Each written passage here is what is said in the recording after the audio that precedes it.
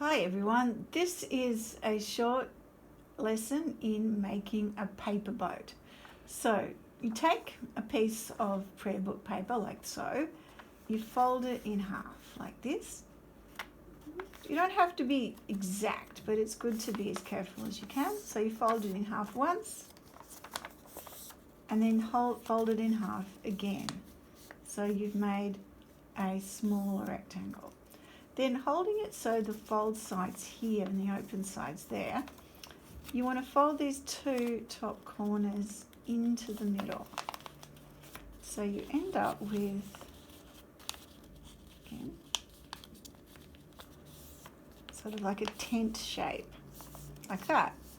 So you've got these two pieces here. So you fold one over the top of your triangle. Then you turn the whole thing over and you'll see you've got these little bits sticking through from the back.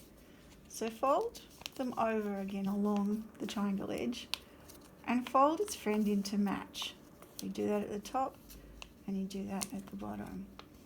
Then you just want to fold up this bottom flap, hiding those little extra bits so it's flush with the bottom of your little triangle.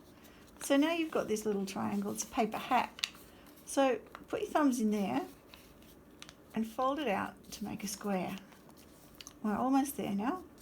So you'll see that the bottom of your square or your diamond's like this.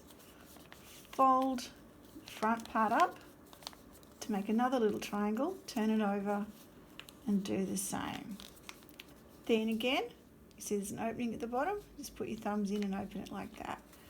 Now, just to make the last stage easier, if you just sort of crease these two front squares, you'll find you can pull on the outside, pop them in like so, and there's your paper boat.